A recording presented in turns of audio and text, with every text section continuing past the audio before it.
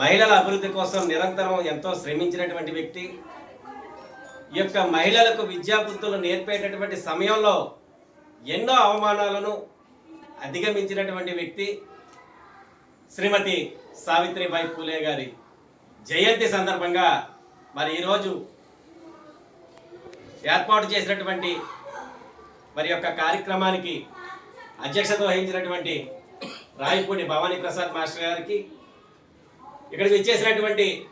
పాలకొల్లు పట్టణ మహిళా విభాగ అధ్యక్షురాలు శ్రీమతి నాగులకొండ మంగాదేవి గారికి, నియోజకవర్గ అధ్యక్షులు శ్రీ పొనమండ ముత్యాలరావు గారికి, జిల్లా కార్మిక విభాగ అధ్యక్షులు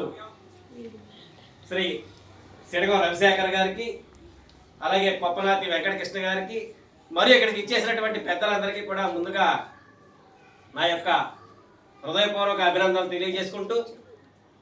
సావిత్రిబాయి పూలే కోసం మనం ఎంత చెప్పుకున్నా సరే చాలా తక్కువే. ఆవిడ యొక్క ఆశయాలను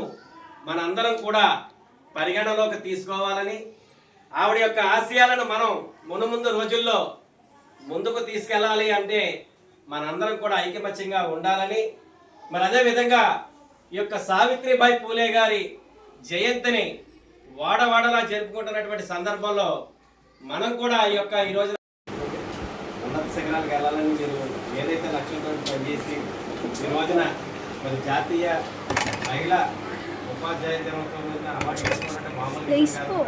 మీరు ఎక్కువ ఉన్నత స్థాయికి వెళ్ళాలి. అలాగే మన సంఘం కూడా ఎక్కువ మీకు అండగా ఉంటుందని ఈ సందర్భంగా